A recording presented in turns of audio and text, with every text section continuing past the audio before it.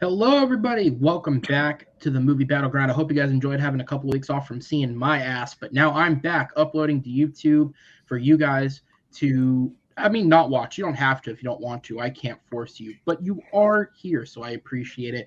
My name is Aaron Knoll. If for some reason the 101st episode, quote unquote, of movie Battleground is your first time, I'm the host. I am the producer of the show.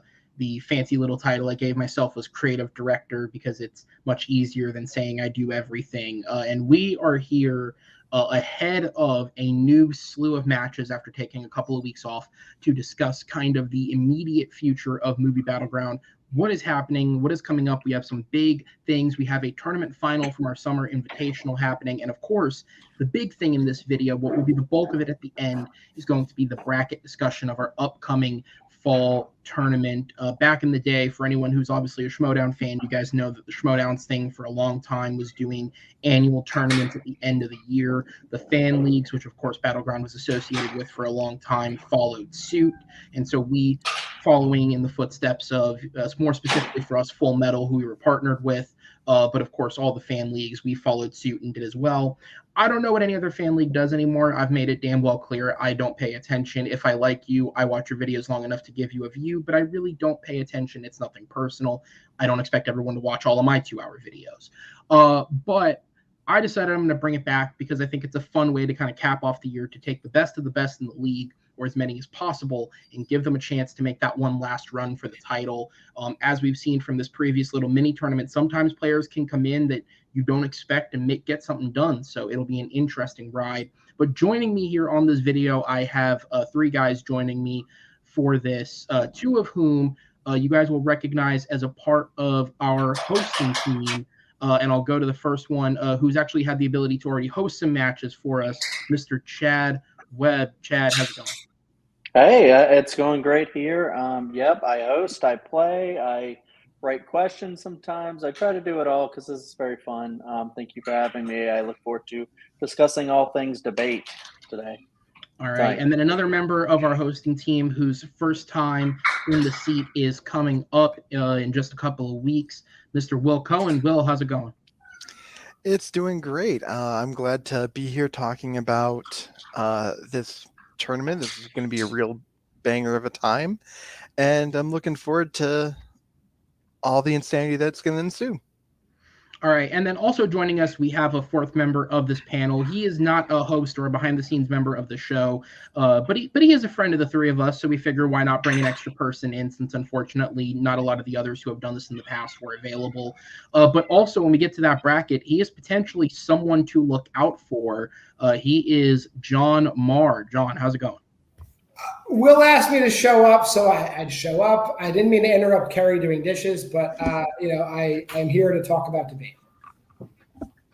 As Chad turns around to inform her of the pot shots being taken, that was that's a way to start it. Well, guys, welcome. I hope the dishes are going well, Chad. And let's go ahead and get into this, guy. So obviously the big bulk of this video at the end of it will be the bracket discussion. We're going to bring the bracket up on screen. We're going to break down each match to the best of our abilities. All 3 of these guys are competing in said tournament, so of course they'll have their own opinions on their matchups. But we have a couple of house cleaning things, small things that I figured, we have this video that we're doing. Why not bring some of these up here and kind of just discuss the state of the league in general? And of course, the first big thing is the last match that was uploaded before we took our short little 2-week hiatus was, of course, the 100th match in Movie Battleground, or at least the 100th video of the new era of Movie Battleground. I forget how many old ones there were. We didn't keep count back then. Was, of course, our most recent title match, which took place between Henry Confidential Sanchez, the defending champion, against, of course, the man next to me, Mr. Chad Webb, who took him on. And I have to say, it was an excellent, excellent match up until the point where Henry won it. But no, the 2 had a very competitive game back and forth with each other. Of course, Henry did take the win in the end, 4-2, defending his title for the 2nd time. Chad, you were the guy in that match. Now, obviously, in real time, it's been about 2 weeks since that match has aired, but everybody knows that we pre-record the shit out of this show. I've never made that a secret. It's better than trying to do it live last minute. So in reality, it's been over a month since that match was played. So you've had some time to kind of sit on it and think about it as much as you would like to. So I'll go to you first. What are your thoughts kind of reflecting back on that game and how it went for you? Well, I mean, honestly, I don't really think about it too often. I've just been moving on to watching a lot of horror movies because October's coming up. But That's fair. just thinking about back on it, like, I mean, it is what it is. Henry is really good. He only has one loss. I think I only had one loss too before that, but You did. yeah, Henry only has one loss. One guy was able to actually get him. I thought I had him in a couple of the questions that I lost, but that's how it goes because you think that you're doing the best a lot of the times, and then the judges sometimes just will not agree with you, and that's just how it is. That's how I try to play it every game. Is I'm gonna fight my question. I'm gonna fight my fight and say what I gotta say. And if the judges like it, then I win. And if the judges don't, then I don't. And that's exactly how I played Henry. But yeah, I think also a little bit where I fumbled is just Henry's just really good at playing off the cuff. Like there's a lot of blind rounds and stuff that you have to go through to do a title match, and I've only done like one of those Yes. before playing a title match. So it was definitely a big weakness of mine. I thought there was a Pixar question that I thought I had, despite it being a blind round, and it didn't really go my way. So it happens. Will I get back to another title thing? Maybe. I don't know. There's a long road ahead for that again, but we'll see. I'll have fun until then. Absolutely, man. Well, you'll always get to wear on your sleeve that in terms of the relaunch of the show, you were the first out-and-out rookie, somebody who joined us in August of 2021 when we relaunched, who made it to a title match. So you'll always have that to kind of back you up. You got there ahead of the rest of them. And yeah, I think your match, like from a perspective on my end, is like trying to keep it as impartial as possible. I think your match for anyone who wants to be a top debater is a great case study on how getting experience in every angle of the game is something that can help you, right? I think honestly, your 4 rounds against Henry were about as 50-50 as it was going to get. Like I would even say in my match when I played Henry in the title match, my personal feeling was, and I don't know how that relayed to anybody else, was like the rounds that I won, I felt like I won. I had real control of. And the rounds he won, he had real control of. Your guys, I would say it was really a 50-50. Like you could coin cost that and anyone could have taken them because you guys were just that good. His experience in the blind round and his experience going off the cuff was what gave him the edge. And so I think for anyone out there, because I know I've given players jokingly shit before about like, people play to avoid the blind round. They play to avoid those other things. Sometimes it helps you getting it because it gives you experience. Like as much as, someone we'll talk about in a moment who's got a number one contenders match on his hand, Amaru Moses complains about the blind round. And I get it. Trust me, I'm the guy who created it. There's a reason you complain about it. I get it. He's played 5 of them now and won 4 of them. And that's an infinite level of experience in that he would have should he get a title match that a lot of other people may not have. John, Will, you guys can say as much as you like on this. I'll go down to you. Obviously, again, in terms of the recording, the match has only just recently aired when we are recording this, so if they haven't had the time, I totally understand. But just from your general feeling about anything we've spoken about in relation to this match. So as Mr. Chadwick's quote unquote coach for that match, because he was bouncing like all of his answers off of me. It was really heartbreaking to find out that that it kind of went the other way, but he did everything he could.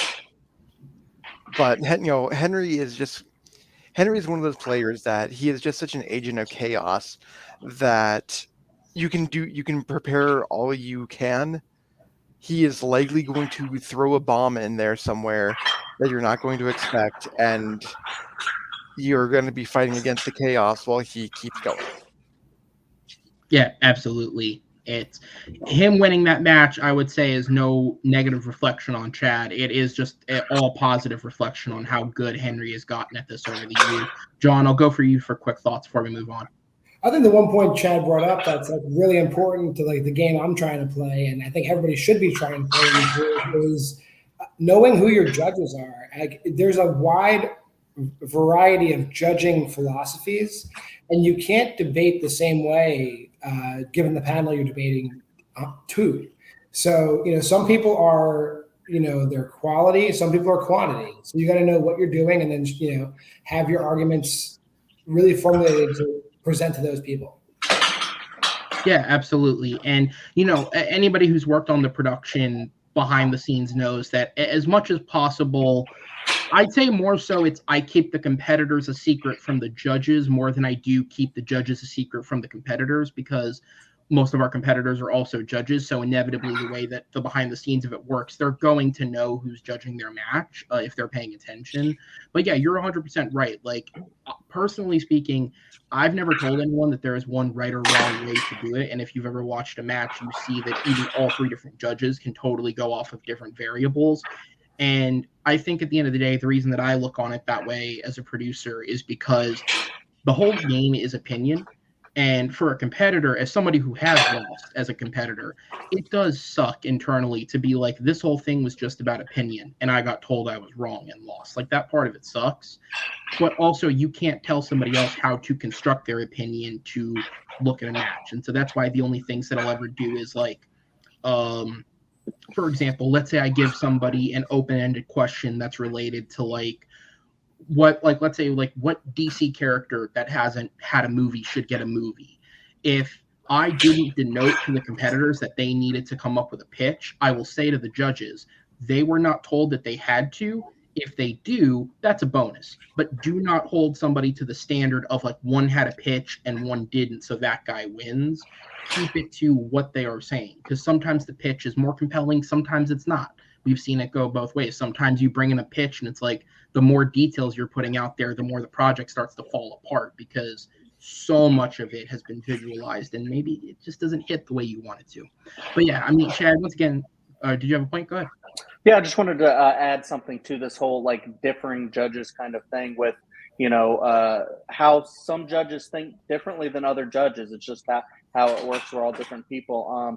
I think it was the first question, the David Lynch question in that match specifically. Yes. It was just a whole thing about underrated, which has been a pretty interesting question for pretty much anybody to debate in this league, because people don't like those, which is why I love them. Everyone has a different opinion of underrated and what that means. And in this specific match, it kind of came down to Henry was trying to make a big underseen argument because he picked the Straight Story, which is a Disney movie that is very, very highly rated. So it's like that was the only argument he really had there. He just chose an unfortunate movie.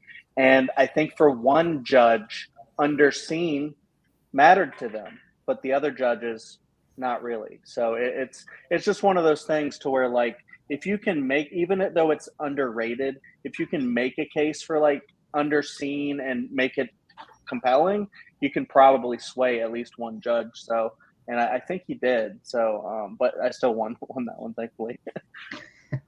Well, again, it was a great performance from you, Chad. I think, especially in those opening 4 rounds, there was nothing about your performance there that should ever have you feeling down. And of course, with more time in the game comes more experience and the other elements of it. But we'll go ahead and move on to the second point that we have here, which is who's coming up next. The way that I try and keep the league running is there's always somebody on deck, or we're getting close to that point when a title match happens.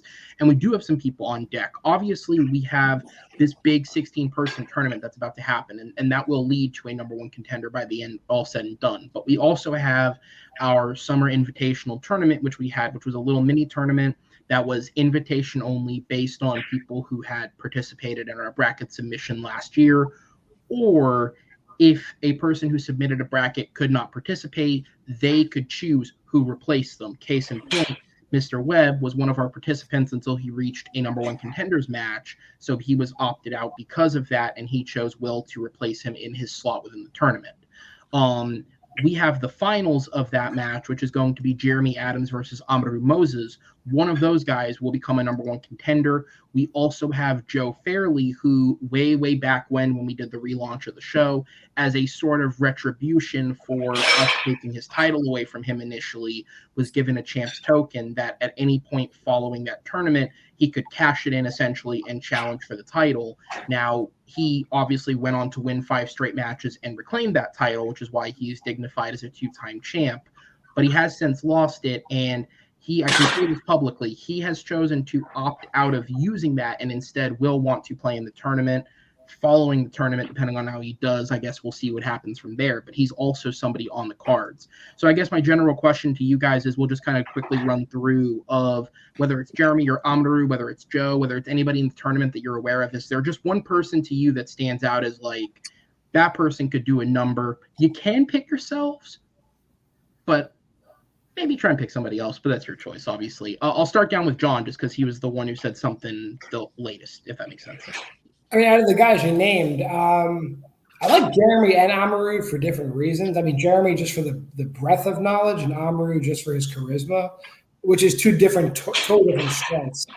And I do think if you're taking somebody who would probably be best to take on Henry, I'd probably have to lean towards Amaru because I think he's just a better speaker, like objectively, with his points. So I think if you could be, good with your points and just convey them in a very influential manner, I think that might be the Achilles heel that Henry might be lacking in. Yeah, absolutely. Will? So, after essentially handing Adams his shot at this, because man, oh man, did I not do great in that match. But kind of feeding off of what John said, Jeremy does have a very, very strong knowledge base of what he's talking about. He speaks very well, and he absolutely can back up what he says.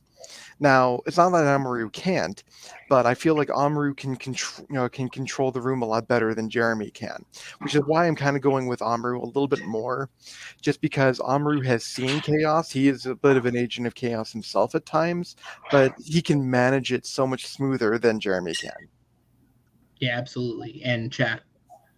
Yeah, I mean, if we're talking like just those two players, I could really see either, just like they were saying. I think because I agree with Amaru being able to like control the room and just, he speaks really fast, just like Henry does, and, and really gets his point across. But Jeremy has a lot of passion there too, though. I see that passion coming through a lot in him in matches that I judge, host, stuff like that. And Henry kind of likes to throw out a lot of like classics and stuff now to try to trip people up, and that's not going to trip Jeremy up. Like it's certain things like that he might not be able to get past, where it's like, with me, you might be able to trip me up on some classics a little bit, but someone like Jeremy probably not. So I guess it all just depends on like what strengths are used, what questions come up for really either player. I think are dominated.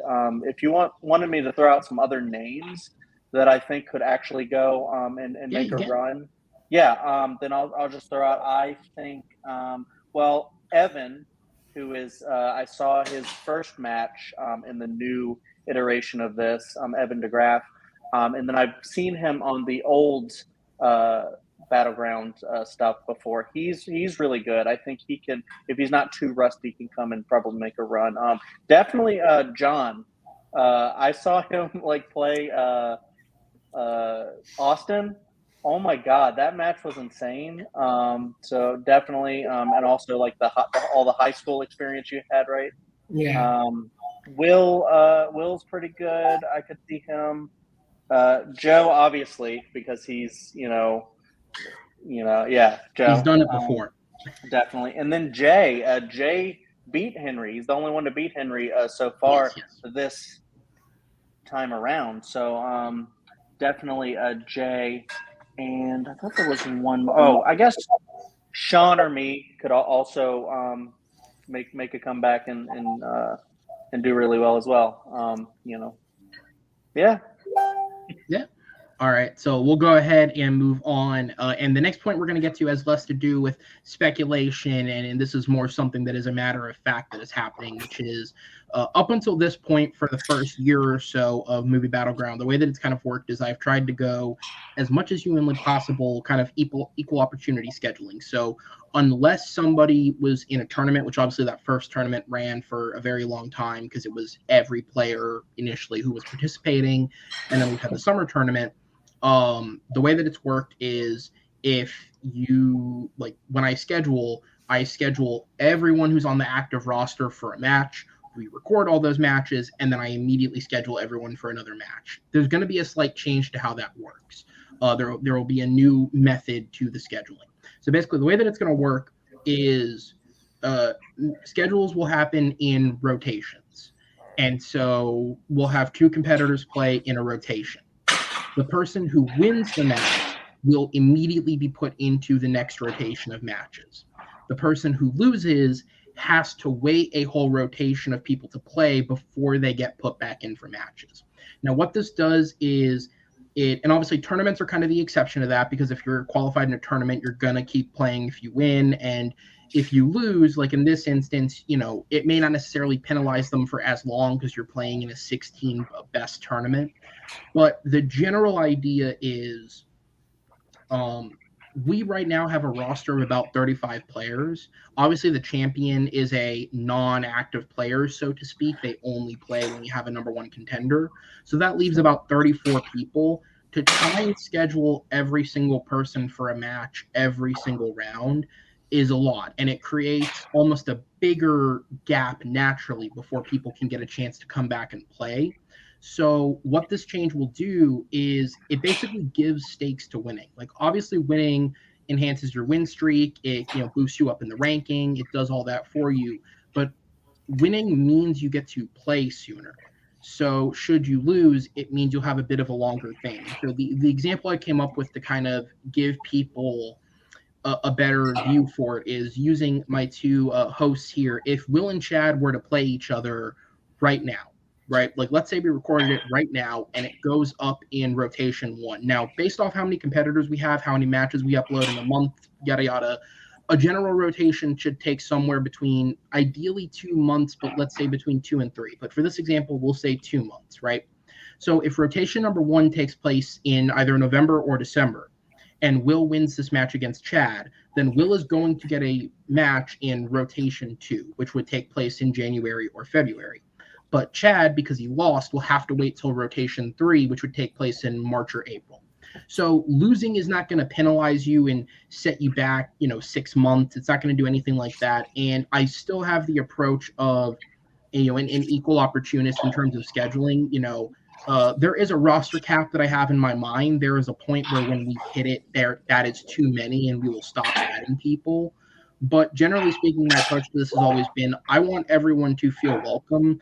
I dealt with so much petty bullshit back in the day for absolutely no reason that my thing is if you want to play, I'm going to let you play. And there's no one that's going to convince me otherwise as long as I see that you are playing and you are putting effort in. And we've had people step away because it either doesn't work for them or they feel like the game is not for them, or there's been 1 or 2 instances where there's just a clear, like detrimental lack of, I don't want to say effort, but that's like the best way to put it. And so we've kind of taken them out of the pot. Not that any of this will ever be aired publicly because I'm not here to call people out, but everyone who's on the roster wants to play and they put work in to play. Even if that prep is all done 2 days before the match, they show up prepared. And so that's all I'm looking for is people who show their care. So with this, it allows me to give the winners some kind of benefit by scheduling them quicker. But because I'm still allowing everybody to play, it just means that should you lose a match, you'll have to wait a little bit longer than you may have before, but you're not going to be completely out of it. It's not going to be like if you lose in 2023, see you in 2024. It's not anything like that. It's just it'll be a slight longer wait. That said, as for the scheduling for the rest of the year, from this point out, with every match that begins starting tomorrow, should a player lose, that will be their final match for the year. And that's just because the tournament is going to take up the bulk of our match slots for the remainder of the year. We have a couple exhibitions planned, so that'll give people outside of that a chance to get in. And everybody who's not in the tournament is going to get at least one more match on the roster. But it just means that should you lose that match, you will not be scheduled again until 2023. And I mean not upload, I mean in terms of play, because the way that the production schedule is looking right now, we're looking to wrap up production on the show in early December this year, and I will not be scheduling another match until the start of 2023. So that is me telling you from this point on, whether you're in the tournament or whether you are competing separately in like a solo one-off match, if you lose, that will be the end of your competitiveness for the show, at least for this year. And then obviously starting in 2023, the tournament will be over. Everyone will have at least had one more match. Everyone goes back in for that first set of scheduling, and then we'll go from there. So that is it. So that's the change to the scheduling, is basically winning guarantees that you will get a match quicker than the person that you have just beaten. If you lose, you'll have to wait a little bit longer to get a match in, but at no point am I removing anyone from the league, and I've never believed in that. Like, if you get a low enough record, you're taken out. We used to do this thing that I don't know if I do anymore because it might get called too mean, but we used to have specified labeled what we called bottom of the barrel matches, where the joke was we're taking two of the worst people in the league and playing them against each other. And, everyone was a good sport about it. I don't know how that'd go over now, but I've always been that type of person where I want everyone to get the chance to play. And as long as you're still having fun and still wanting to compete, you'll get that chance. But it may take a little longer. All right, so with that said, we're going to go ahead and get into the actual bulk of what this will be, and we're going to discuss some matches. Now, we do have a handful of matches that'll be happening in the impending list. We got about 2 weeks before the tournament starts uploading, and we do have a couple of matches that will be happening. The first of those is not going to be going up tomorrow. It's going to be going up next Sunday. We have the Summer Invitational Tournament Finals, the number one contenders match, and this one will be a little bit of a briefer discussion because we kind of got into it before. So we have Jeremy the Atom Adams had a record, it's not written there, but he's had a record of 5-2 with 2 knockouts versus Amaru Moses, who has a record of 6-1. And they will be taking each other on. That match will go up Sunday, September 25th, and the person who wins that match, as per the rules of the original tournament, they're not forced to challenge for the title right away. The winner of the summer tournament gets a champs token, not the forced title match. So it means that, let's say Amaru wins and he decides, you know what, I want to take the rest of the year off. I'm gonna come back next year and challenge. That's his choice. He can totally do that if he wants to. But the person, because the tournament's already going to be happening at this point, they're also less likely to get a match if they have won the tournament. So, it's up to them how they choose to play it. But we do have that match coming up. So because we kind of already discussed this, and I feel like we have a general consensus, I'll just go around. If you just want to throw out a name, who do you guys predict is going to win this match and will potentially take on Henry Sanchez before the year is over? Chad, I'll start with you. I mean, this one is very hard. They're both very, very good. If I had to sway either way, I probably would just go Amaru and say that he could maybe get in Jeremy's head a little bit more. Well, yeah, just kind of piggybacking off of what Chad said. Jeremy is a good player, but Amaru will probably live in Jeremy's head rent free and just create all sorts of chaos. And John. Honestly, the one factor we're not talking about is what are the questions, which you can't disclose. But unless it's wouldn't you love to know? If it's a really objective database set of questions, I mean, that's going to give Jeremy an edge. But if there's any kind of the more subjective these questions are, I think the more it leans towards Amaru. That's my opinion. Yeah, absolutely. And just in case for anyone who's out there wondering, because I know some people are a little more superstitious, maybe would be the word, about talking about people winning or losing or whatever. Any matches that we talk about tonight, including the entirety of the first round of the tournament, with the exception of 1 or 2 matches potentially, will be recorded and in the books before this goes up. They're all in production right now as we're recording this. So just so you know, it's not like we're sitting here giving our opinions about Jeremy and Amaru, and then they're going to see this and then have to go play their match. It's going to be recorded. The match is being recorded actually at this point in a handful of days. We already have a date set. So don't worry. No one's going to get their feelings hurt. We're just all being honest here. So as we're going to get to in a moment, we have this tournament coming up. It's the 16 of the top players in the league. And it actually worked out almost perfectly because in the league, the way that things have kind of shaken out, not counting the champion, who obviously at 8-1 has an impressively positive record, there were 16 players who had a positive record of at least a +1 in terms of wins and losses. Now, 4 of those competitors, for various reasons, were unavailable to compete, which also worked out perfectly because the next bracket, which would be the 50-50 players, we had 4 of them. So that means that definitively I can say you are getting 16 of the best players in the league because everyone either has a positive record or a 50-50 record. Any of the competitors who are going to get like a one-off match that are not in the tournament, that's not to say they're bad competitors. I, for one, as somebody who is proud of the league that I run, will say every competitor here is a good competitor that brings something different. It just means they don't have enough wins to be considered in the elite. Now, obviously, 2 of those players that are not competing in the tournament are Jeremy the Atom Adams and Amaru Moses. This is because they have just made it to a tournament finals.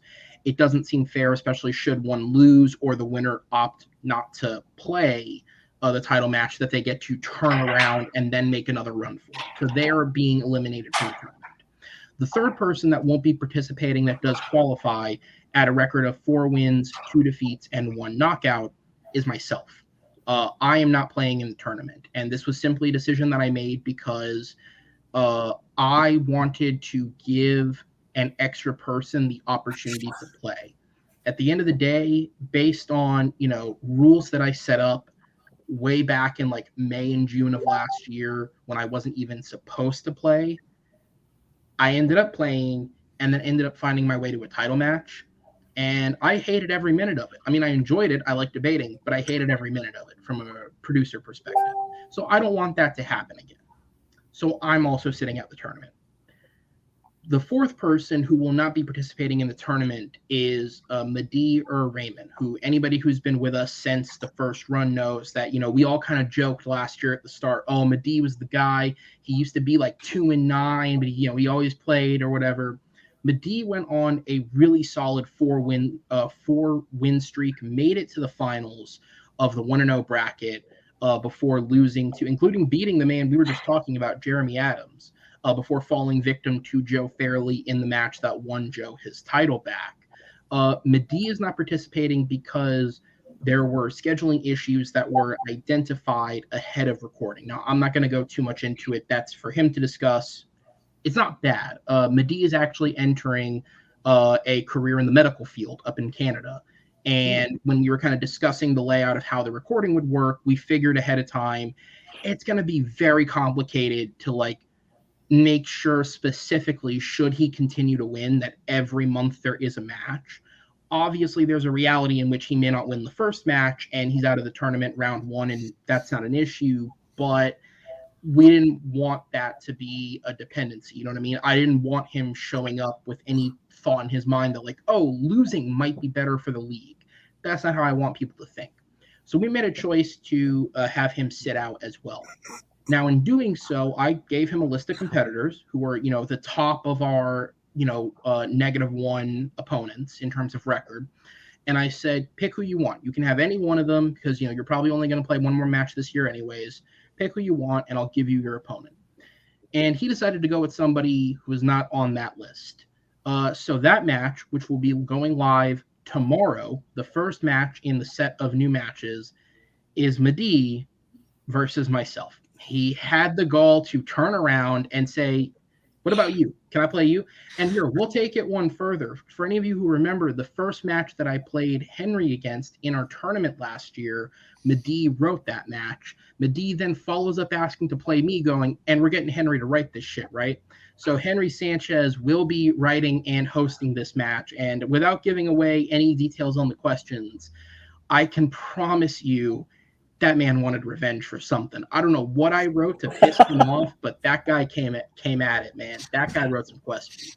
So it's going to be a hell of a match. Now, I can say this with all sincerity because it's not been recorded yet. I wanted to be sure about that because I am not the best liar. So I don't know who's going to win this match. Again, we'll just throw it around really quickly. You guys can just drop a name. Who do you think is going to take the W between me and Medee? I'll start with John this time. That is a great question. Aaron, since I'm looking at you, I'm going to say you, man. I think you're going to win this match. Oh, yeah, because you're here. It really is a coin flip in this one. I think you guys are pretty evenly matched, but you seem to definitely know stuff and put the work in. And Medee might be too busy with his personal life to be able to come to the level you are. So, not saying you don't have stuff going on, but I think you have probably no. more. I don't know what he has going on. That's much more important.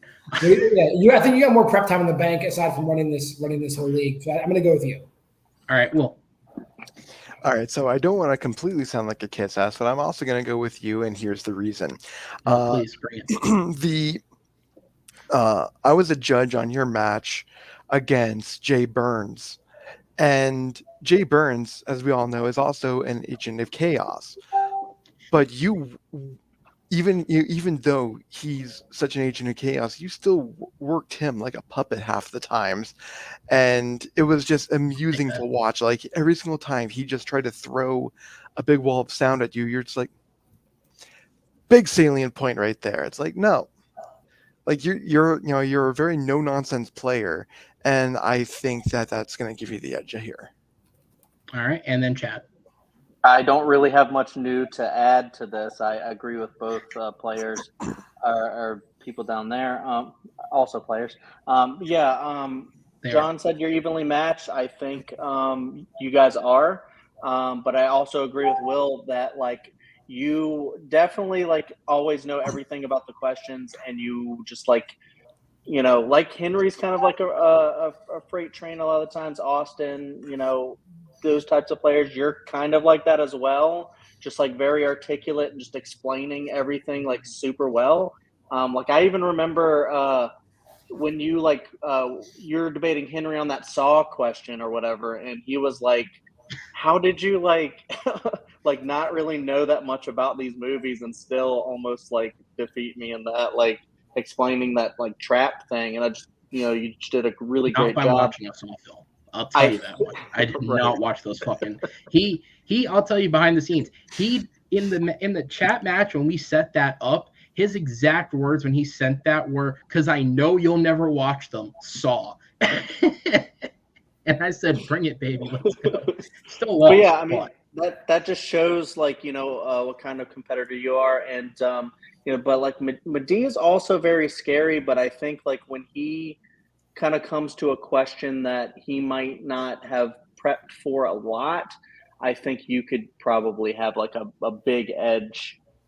Whereas if you haven't seen a movie, you can still probably come up with something to to debate. And so I think I would give the slight edge to you. All right. Well, now I feel a lot better. Let's move forward. We have a couple of more matches. These ones we're not going to go into as in depth because, of course, we want to save that for the tournament. But the other matches that are coming up, we have Austin Howell at 2-3 taking on Jonathan Peck. We have Jacob West at 2-3 with a knockout, rematching against Noah McCausland with the same record. People will remember in the tournament last year, they faced off against each other in the first round with Noah taking the win there. Now at this point, by a slight edge, Jacob is above Noah in the rankings, but we're going to rematch them and see how that works out. And then, of course, with our man in the top corner there, we have a Wizarding World exhibition match coming up between Joe Fairley, Kevin Poss, and Chad Webb. And this match not only excites me because Kevin, of course, everybody, if you know Kevin, he runs TM Geek.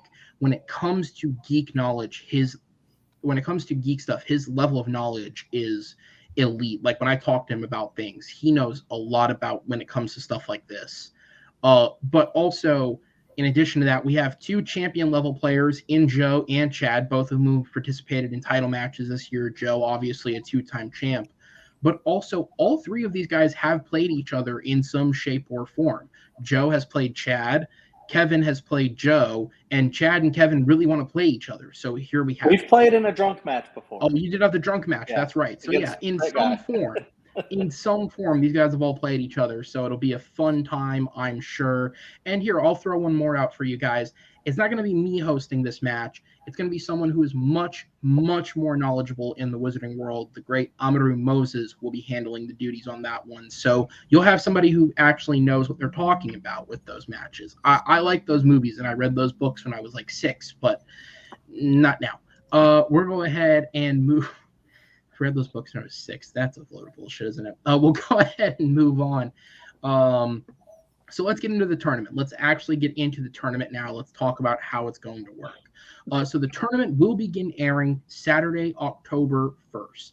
That first weekend, 2 matches are going to go up, one on Saturday, one on Sunday. And then following that, we'll have 1 match a week every single Saturday for the remainder of the year until we complete the tournament. The finals of said tournament will upload during the final week of Battleground for this year, which will be the week of Saturday, December 17th, which is the day that'll go up. That Saturday, you'll have the tournament finals, and then ideally the Sunday following it, Sunday, December 18th, which will be the last match of the year, will hopefully have another title match in place to play. Now, that title match, depending on how things shake out, may be this matchup. It may be whoever wins the final will have that match on the 18th. Thankfully, the art of pre-recording means they won't have to play 2 days in a row, but, we'll make it work. But if we have another title match in place that we can put on the 18th, then the title match featuring the winner of the tournament will be one of the opening matches in the new year. So that's kind of the last general announcement is since we've started Battleground, we've had small pauses. Obviously, we're just coming off of one where I took a 2-week break. We had a short 2-week break over the summer. We had one last spring. But we've never done it since we relaunched the show in August. There hasn't been a long extended break. The last match of the year will post on December 18th, Sunday, December 18th. Following that, we will take a 6-week break. The rest of December and all of January, I'm going to take off from uploading, with the plan being behind the scenes, if you're a competitor or a judge, ideally by the end of November, beginning of December, I want every match recorded so that the entire month of December, we don't have to worry about recording. And then beginning in January, the matches will begin being scheduled so that we can get a set of matches in the bank for the beginning of uploading in February. So that's how the schedule is going to work. From here until that December 18th date, we're going to have regular matches for you every single week, including a tournament match every week. But following that, there will be a bit of an extended break. At which point everybody will get their rest, both me from producing the show and you from having to watch my face host the show. But with all that said, let's go ahead and get into the reason why we came here, which is the tournament breakdown. I want to appreciate everybody who's still watching. I want to appreciate the 3 of you guys here for bearing with me, having some fun discussion about all the other things in the league.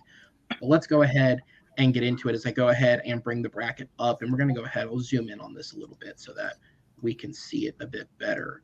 So we'll go ahead and break these matches down. So as I said, we have the 16 competitors who qualified for the tournament competing. And we'll go ahead and start with match number 1 up top there, which is going to be, I think I wrote that backwards, but it's Chad Danger Webb in the number 1 seed, which was a decision that we made before the title match. Whoever lost that match, be it Henry or Chad, would get the number 1 seed of the tournament since they were the most recent competitor in a title match. So we have Chad Webb at the number 1 seed with a record of 5-2, and he will be taking on Alejandro Hernandez in the number 16 seed, who enters with a record of 1-1. Obviously, if you guys have some quick in-depth thoughts, you guys can. We'll kind of go around in a circle. I want you guys to give me your thoughts on who you think is going to take the W. Chad, I feel like this is an obvious one for you, but what are your thoughts? Yeah, I mean, like I said, I don't really try to take any competitors lately.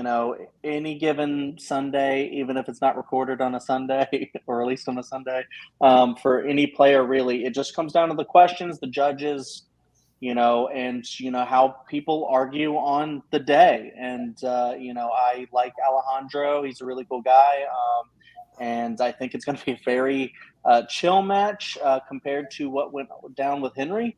But I look forward to having fun with that one. I hope I pull out the win.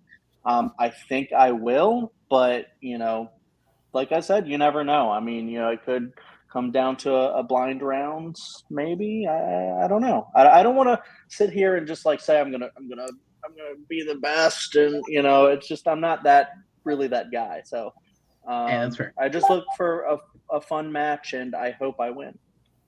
I can appreciate the humbleness there. Will, I'll go to you next. Your thoughts on that matchup?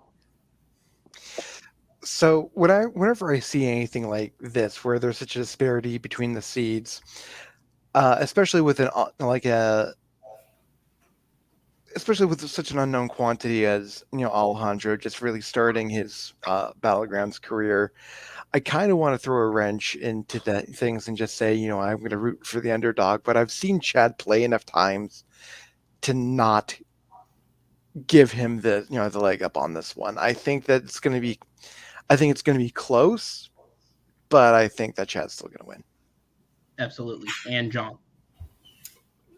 I'm not going to be as nice as Will. I think Chad's going to win, just straight up. So I can't even mount a defense the other way around. Chad, you should win now, because if you don't win, I will look stupid. So please win. I'll also look stupid if I don't win. So. Yeah, I have to be honest. From a producer's point of view, there's nothing more entertaining than watching one of the lowest seeds take down one of the biggest seeds. I will say, we're going to get to the other one. This wouldn't be the biggest upset of these 16. We'll get to the one that I think actually would be. But obviously, Alejandro beating Chad would be a huge upset. And as a producer, I root for chaos. So I can't say that it wouldn't entertain me. But I think, unfortunately, Alejandro is just a little too early in his career for me to confidently say, like, I think he will handle this.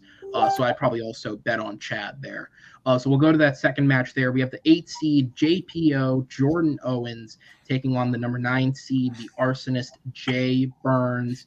And again, we'll kind of quickly roundtable this. Will, I'll go to you first this time.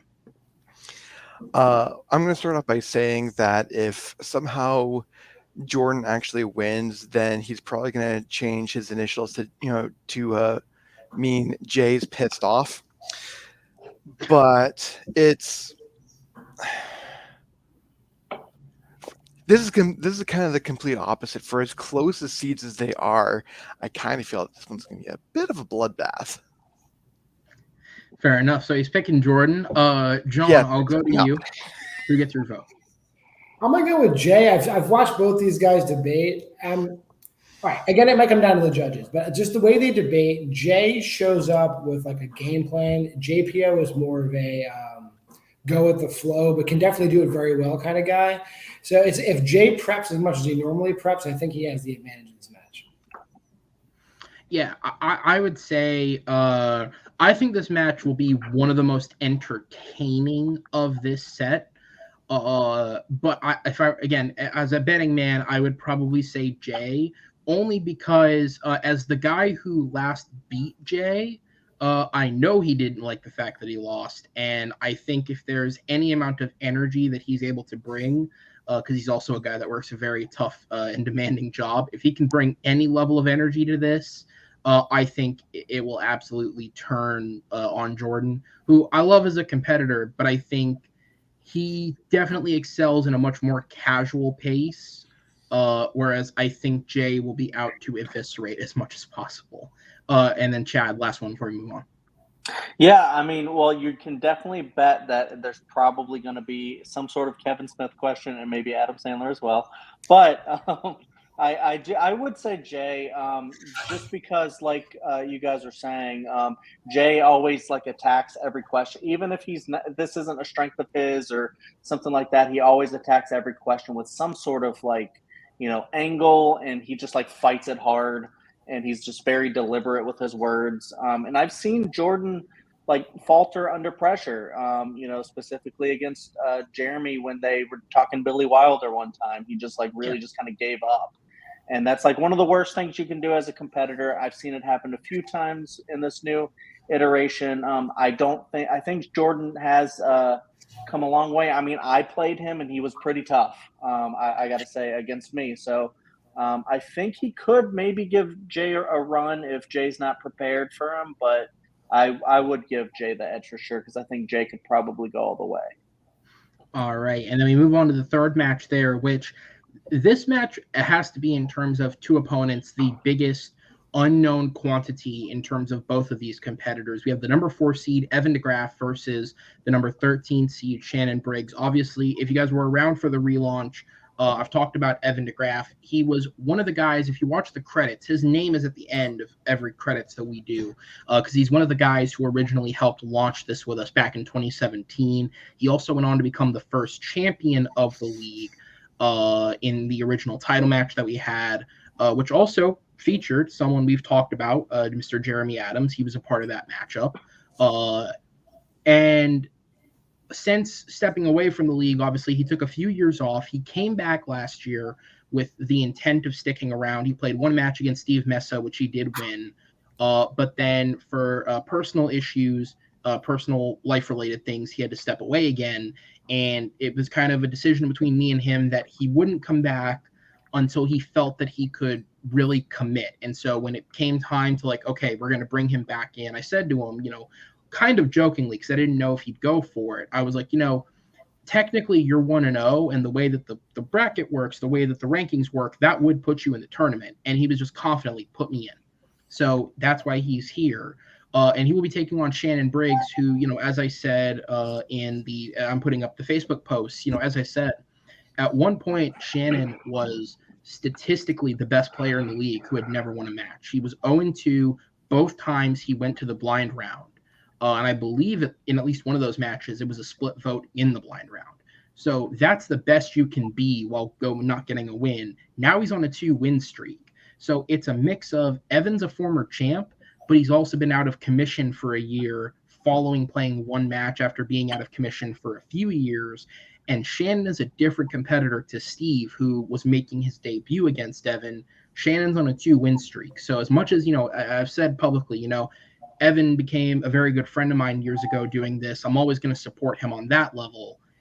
He's going to have a much tougher fight with Shannon, especially because they don't know each other at all. So this is blind for both of them going into this. And then I'll quickly run it around to you guys. So I'm gonna put my faith in my boy, because I can't not. So I'm gonna say Evan. John, I'll go to you next. Who gets your vote based off what you know about these guys? I don't know much, but given what you've told me and what I've read, momentum's a big thing. So I mean, with Evan not debating and Shannon coming off a 2-win streak, it's going to take more than just your average presentation for Evan to come in and win. So it is kind of a toss-up. But given what you're saying, I think I have to go with Evan just based on what I'm hearing. But it's going to be close. Fair enough. Chad? Yeah, I think this one's going to be definitely very interesting, because, like, if Evan had been playing, like, the past year, like, all year, and just been, like, at a high level, like, the whole time, then I think it probably would be very clear. But just because he might come in, be a little bit more rusty. There is that. I have seen him play. He talks very fast. He's really will attack you and just, come up with some sort of angle to get the point. But I've also seen Shannon be kind of brilliant before. I remember listening to him facing Amaru, and as much as we've praised Amaru, I think Amaru's a really great competitor. I think did very well against Amaru on a Wizarding World question that I was like, how is he beating Amaru right now at Harry Potter? This is ridiculous. But he really did. He would have had my vote if I was judging that match. But so Shannon definitely can hit you if it's a good question he likes and has a great response. And so I could kind of see this going either way. I would probably give the slight edge to Evan just because he has the longer experience level, and then also just because he like talks really fast and just probably can get more points in, but yeah. And then Will. So, never having seen either of these gentlemen debate, I have debated some of the two of the OGs from the original iteration. I've obviously debated Jeremy, but I've also debated Alan, and those are the two losses that I have on my record. So based on that, I would be kind of foolish not to give it to Evan, because obviously with this group of people, there's really no ring rust, So, but that being said, with both these being unknown quantities, it could go either way, and I'm really excited to see how it goes. Yeah, absolutely. I will say I think we're only just now reaching the point where kind of the newer generation of competitors are starting to figure out how to get a handle on the older ones. Because absolutely, the players who have had that longer tenure of experience definitely have had the upper hand. I would especially say the guys who played like way back in like the first iteration when I was running it of the show, Henry, Jeremy, to an extent, as much as I hate to say it myself, even Matt Beer and his wins. I mean, when he was competing, he had 2 wins, both of them are knockouts.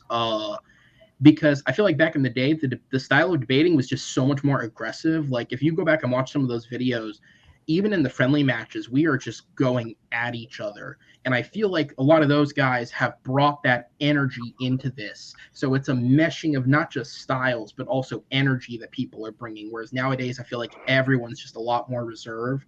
A lot of the newer people who have come into it. And so it's definitely a clashing of styles. It's a mixture. I think Medee's a great example of that. Back in the day, I mean, again, like we used to all make the jokes about his horrible record. He was always a good debater. He just started off on a bad losing streak and never really recovered from it. But he came in here and went 4-0, making it to a tournament final. And I think that's an exact thing of like the experience does something. The way you approach it does something. But it's exciting to hopefully see some of those new guys get in there and take over. So I'll go ahead and scroll it up there so we can get to the next couple of matches. We have the number 5 seed, Alex Martinez versus the aforementioned number 12, Dr. Spaceman, Alan Shepard.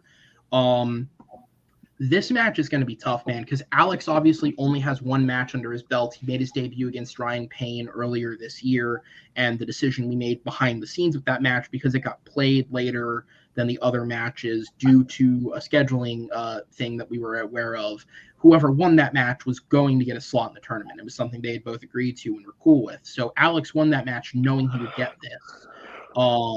And I think he did a great job against Ryan. Personally, I think I'm sort of leaning more and more the more I think about it towards Alan, because Alan does have the experience. And also, if you've ever seen Alan in anything, he has an insane amount of luck when it comes to tournament runs. He is very good at finding himself in the right positions. But I just think it's the experience. I think Alex did really, really well against someone like Ryan, who at least up until recently had only really played in exhibitions. But I think Alan may just have a little more experience than him. But it'll be a good match. And then we'll start to run it around. Chad, what are your thoughts? Yeah, this one's going to be an interesting match just to watch because, Alan has the experience. Alex probably doesn't as much. Alan is he's the chill Mahalo guy, while Alex is the kind of sarcastic, like red letter media type of guy.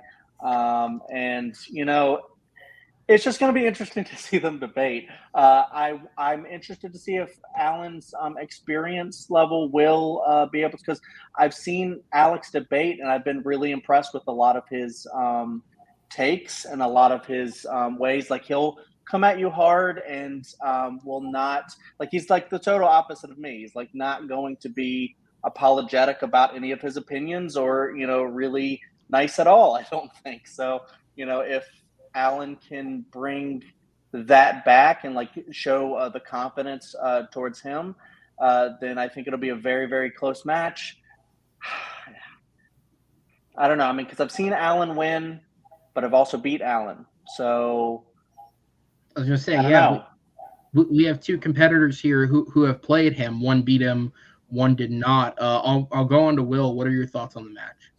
Uh, I can't, like, honestly, this is going to be one of the matches I cannot pick a winner on, if only because Alex and I have very similar temperaments, where I am a very, glib, sarcastic person, and facing Alan's, temperament, I was able to throw Alan off his game. Like, for going up, for that being my second match in the league, third if you count the my first exhibition, and for me taking a veteran of the league to the blind round, you know, I think really says something.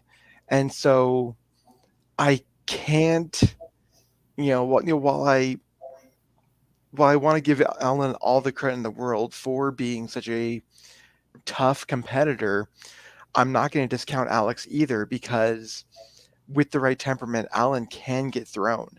And so I'm not going to make a call right now. And then John.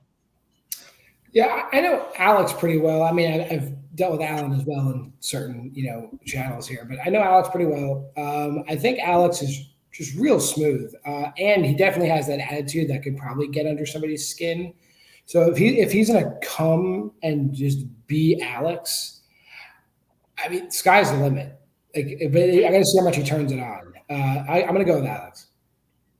All right. So we'll move on then to the 2 versus the 15. Joe Hot Fuzz Fairley with a record of 5-2 with 1 knockout versus the 15 seed Zachary Shelton with 1 win, 1 loss, and 1 knockout. Chad, I'll go to you for your thoughts. Yeah, I mean, I could see this probably being the one that you said would be the bigger upset, just because it is Joe. And from what I've seen with Zachary, he's definitely somebody that can show more improvement of like the people who are very recent coming into the league. I think Zachary could, because I've seen him do very well. I judged a match he did recently. He did very well. I believe that was against, I can't remember. Anyways, but Joe is Joe. Joe beat me. Joe pretty much dominated that match. I kind of, but he was able to, how I feel about that We match. can move But the way he's able to sway judges and stuff, even though he's had kind of a downturn recently, I don't see any reason why Joe can't come back in and just make a huge run. So, I'd be a fool to not pick Joe here. So. Yeah, absolutely. Will? I'm pretty sure that when this match airs, you're going to need to, send CSI over to Zach's house, because it's going to be a straight up fucking murder. It, It'd be international affairs. Joe's British. I mean, sure, but either way, everything that I know about Zach, he's far more like, I applaud him for having such great self-confidence, but I also feel like that self-confidence is a little misplaced, and that's about the nicest thing I'm going to say about that. So no, I'm pretty sure Joe has a pretty easy ticket into the next round. And John. Yeah, I thought I was going to say mean stuff, but geez, Will, I don't know how I'm going to top that. I mean, Joe's a police officer, right? Yeah. Yes, he is. He's probably used to like covering up crime scenes, so he'll all of his talents will be in use in this match. He's not a U.S. cop. Yeah. I was thinking of saying the same thing. Like, he probably would get away with it, but just gonna throw out the view of the panelists do not reflect the views of Movie Battleground. We respect and appreciate all of our competitors. With that said, yes, this was the match I was referring to when I said this would be the biggest upset of the tournament, right? And it's got no reflection on Zach whatsoever. It's because it's Joe, right? Now, as I said in the announcements I've been doing on the Facebook page, I said it rather cheekily because it's true and I could throw it out there. Joe has not won a match since March, which sounds worse than it is when you think about the fact that since then he's only played 2 matches. One of them was a title match against the current 2-time defending champion, and the next was against Amaru Moses, who at 6-1 is statistically far and away the best player in the league right now. When you just look at pure statistics, he is the best player in the league outside of the champion. And even then, you could argue the number of blind rounds and sudden deaths he's had to play is almost more impressive than what Henry's gone through, potentially, because Henry's run to the title. He didn't have as many of those. So there's a debate to say that Amaru statistically has the best statistics in the league. So it's not like Joe's losing to any slouches. He's losing to literally the only two players that you could say are better than him just based on statistics.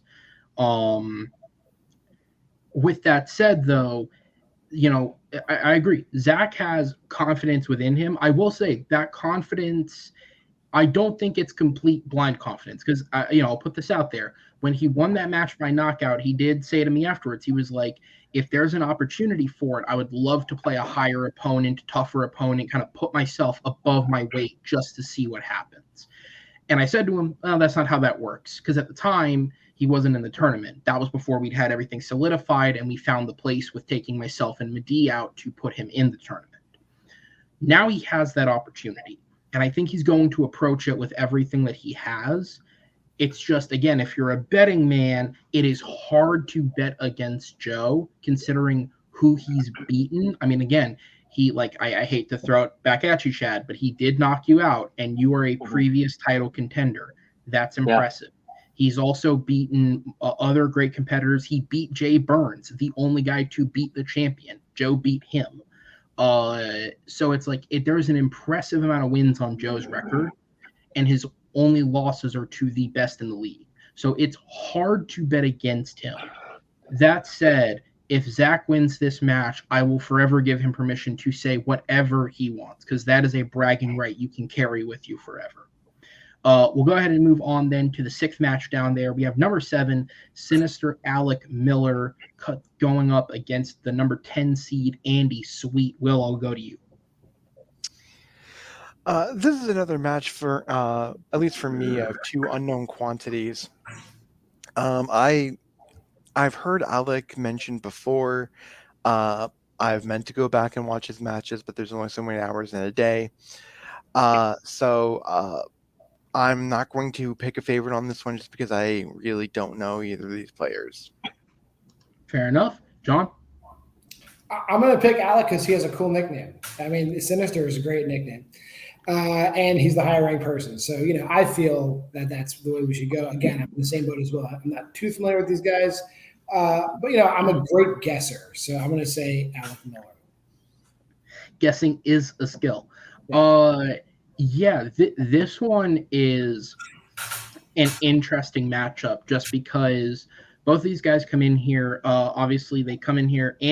Alec is 3-2 with 2 knockouts. Andy is 3-2 with 1 knockout. So obviously, they've both had knockout victories. Alec just participated in the Summer Invitational where he knocked out Ryan Permison and Jake Reese before taking on Amaru Moses and giving him a solid match. But, of course, as we know, it ended in a loss. Andy, on the other hand, is coming off of a victory going into this, so he technically has – what I'm getting at is both of these guys have similar records. They have similar, I would say, play. They're not overly aggressive. They're a little more reserved, and they both carry some momentum with them, right? Andy is coming in off a win. Alec lost his last match, but he's going off of a 2 knockout streak before that. And obviously, losing to Amaru is not something to be ashamed about based on the way that he's played.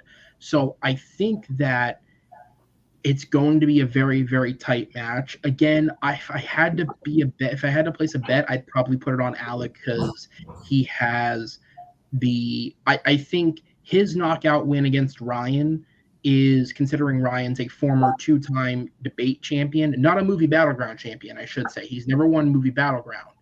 But in terms of TMG debate leagues, Ryan was a champion in 2 previous leagues. I think a knockout win against him is much more impressive than any of the other wins on either of their CVs, but that's just kind of the small differential. Chad, then what are your thoughts before we move on to the last 2? Yeah, I mean, these 2 players are, kind of like the lower ranked ones. They both have some improvement they could do. but like I have seen them both play, and I think they're both are pretty good.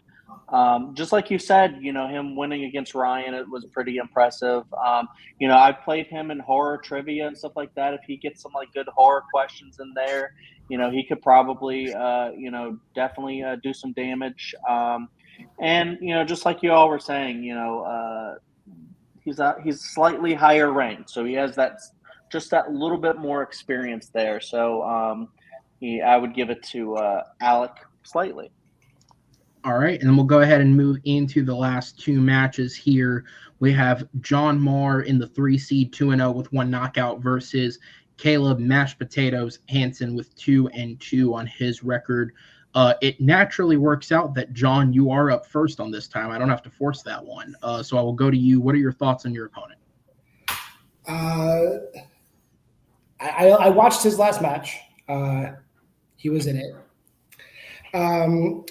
And I feel pretty good going into this. Not that he's not.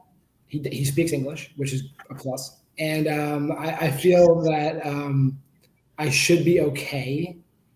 I mean, I don't know. Like I do live in a flood zone, so I'm concerned about that if it rains heavily that day. That's about it. All right. Well, given your confidence levels, now I think him beating you might be the biggest upset of the tournament. Just to see that grin knocked off your face. I think because I think obviously when you look at the lineup, right, there's only the top 5 players I think do truly stand out above the rest, because pretty much everyone else that's playing either has a +1 record or it's a 50-50 record, right? And again, that's not to say that anyone is better or worse than the other. It's just the facts. There are 5 players in this tournament, 2 of whom have multiple more wins than they do losses, and the other 3, even if 2 of them are just 1 match, that are undefeated, and thus it puts them in a higher position and theoretically gives them an easier opponent. Of those 5, I think John, it might be the dark horse of the tournament. Again, he's had 2 impressive wins. He started his career with a knockout, and then he went from that knockout to the tougher opponent in Austin, and he won that match pretty solidly too. I think he may be the dark horse of the tournament. Of people are going to be looking for, especially because they're on opposite sides of the bracket, they're going to be looking for the Chad at the number 1, the Joe at the number 2. They might be looking at the Evan, who, even though he's in the number 4, he has that distinction of former champion. I think John's kind of the dark horse in that group of like, I think he could go very far in this, and it'd be an interesting thing to see that happen. So I'd probably bet on John. Chad? Yeah, I mean that's kind of the thing. Like if I have to go up against John one day, I'm going to be pretty nervous. Seeing him play against Richie and Austin, I've played Austin. Austin was terrifying for me. Since then, he hasn't had like that much success. But that fight between him and John was really fun to watch. And did John win the horror question in that one? Did you win the horror question? The Friday the 13th question, I won that one. It was close. Yeah, so if you can like dominate Austin in the horror question and just all that stuff, I just think like there's just really no, especially with Caleb here. No offense to Caleb, he's just very chill, but very also like he can kind of deflate sometimes. Like when he kind of runs out of things to say, he will just kind of stop. And I think some players just have more improvement to do in that area, and I don't think John has that at all. Like, he's another freight train in this league that I think going up against anybody, you just can't count him out at all because of that experience that you have from like high school, and like also like just dominating in both your matches that year. I thought Richie did have some good points against you, but you definitely crushed in that match. And then Austin, like dominating in that match, there's really no doubts anymore. I think John is going to do very well in this tournament. All right, and then Will. So, as the person who brought John into this league, or at least convinced him to, join up, I'd be a fool not to, put my hat in his ring. But in reality, there's a reason why I'm doing that. It's not just for the fact that he and I our friends and partners in this league. It's the fact that he is one of the strongest competitors I have seen in this league as a rookie. It's the fact that he does dominate. It's the fact that he does his research, he knows his shit, and he knows how to control a room. He's going to be an absolute just force to be reckoned with. And so, to make a very obvious British joke at this point, there's hardly going to be any mash, but it's going to be all bangers. That is a British joke. All right, and then we're going to go ahead and go on to the final matchup at the bottom there. Maybe the most unique name I've ever heard, the Porcelain Plate Sean Hunter taking on the Virtuoso right below, well, I guess not below me anymore. He's to the side of me, Mr. Will Cohen.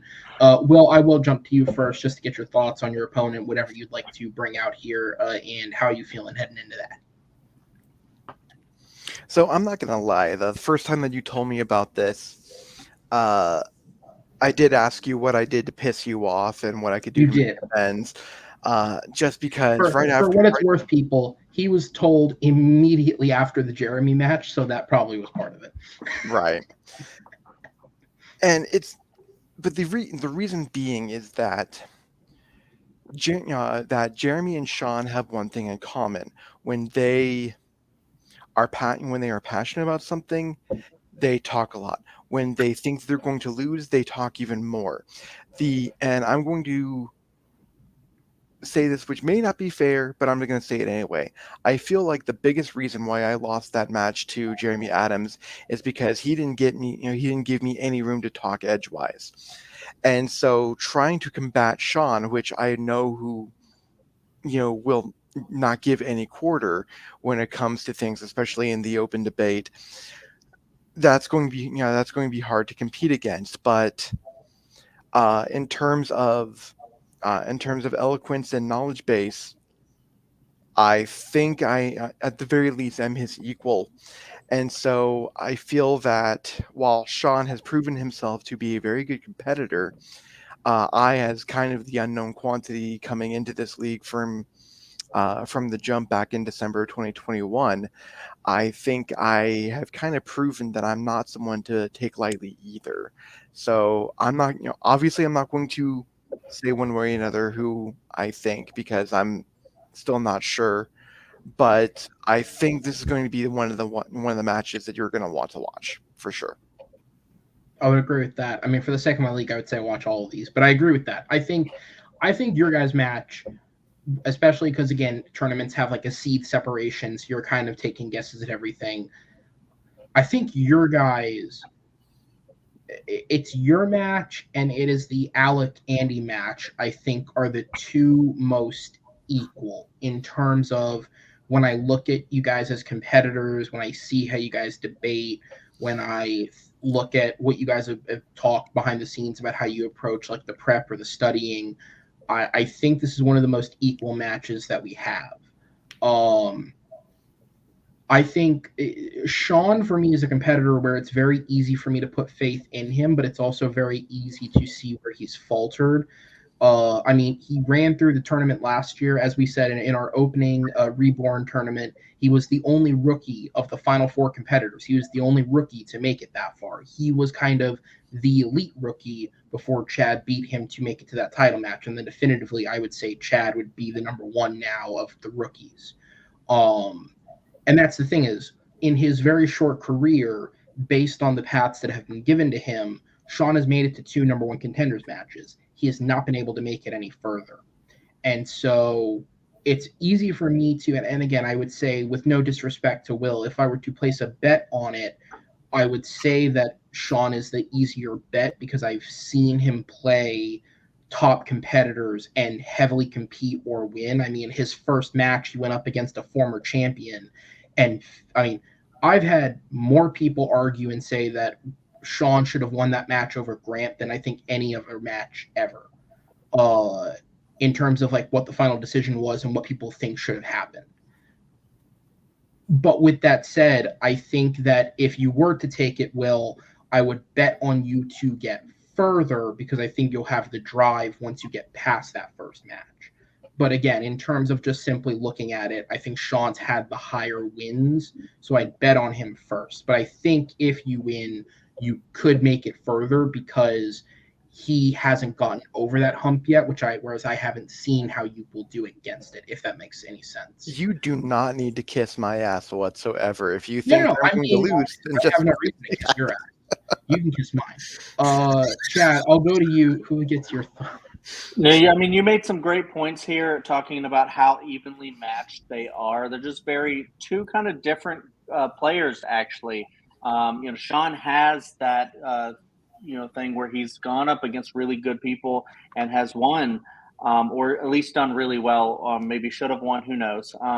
But Will has some interesting approaches sometimes where, he'll go with a kind of like, a choice that's not everyone would think of, and sometimes it it doesn't work out for him, and then sometimes it really does. But also, I think Will is also a player that will capitalize on people's mistakes. I've seen that happen before. You had that, like, what was that, Stargate question or whatever, and you like capitalized on that.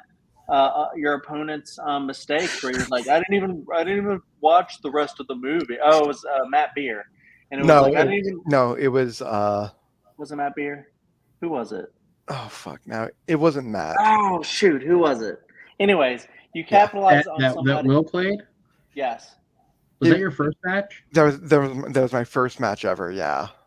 It was Barber. Barber, that's right. Barber, sorry. Yeah, Barber. And he, he came up with saying, like, he didn't even watch the rest of the movie as part of, like, saying like, oh, it was so boring, or what, I couldn't even finish, so bad I couldn't even finish it. And Will was like, if you would have watched the rest of the movie, you would have seen how brilliant it was. And I'm like, he capitalizes on mistakes like that. And I don't know if Sean will make those mistakes, but because he is so experienced and stuff like that, and he goes hard. He's very loud. He was like very loud in the match against Henry. I had to keep turning down the volume. But if he's on and he's researched, I think Sean can do some damage. But yeah, I think Will can capitalize on the mistakes, and it's just going to be a really good match. So I'm excited to see that one. But if I had to choose one, I'd probably go Sean. Sorry, Will.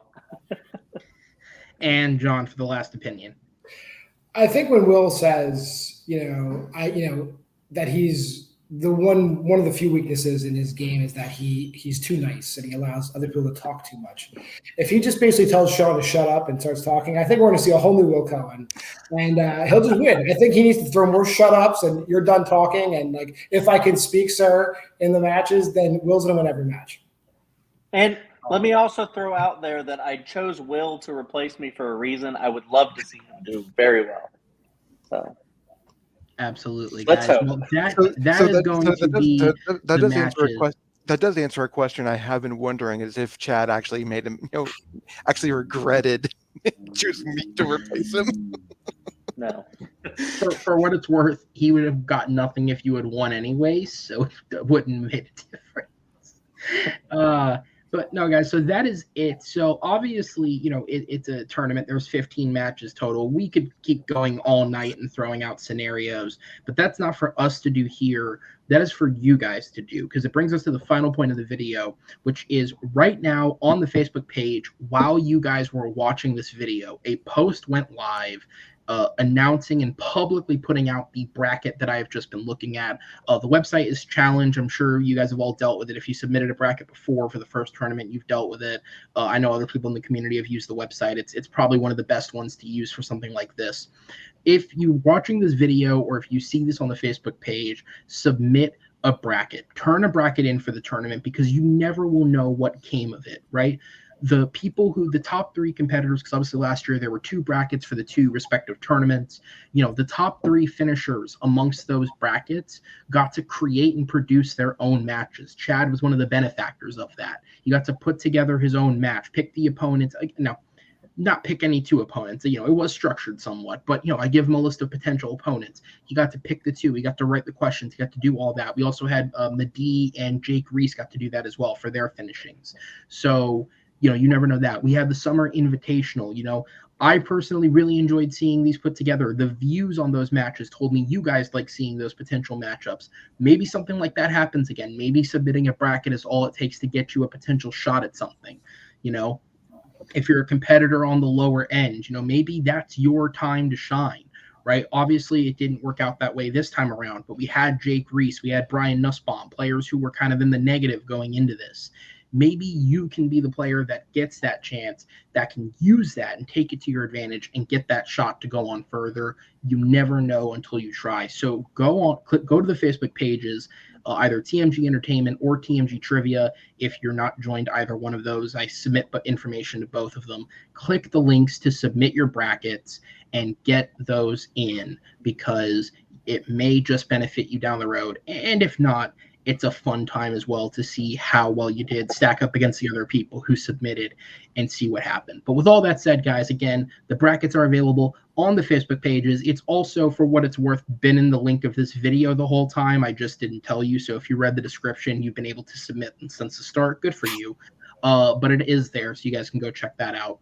But with all that said, we're going to wrap this bitch up because it's about as long as a movie Battleground match. I want to say thank you to Chad, to Will, and to John for being here with me tonight to discuss this. You guys gave some absolutely brilliant insight, I think, to the matches, differing opinions, different stuff like that.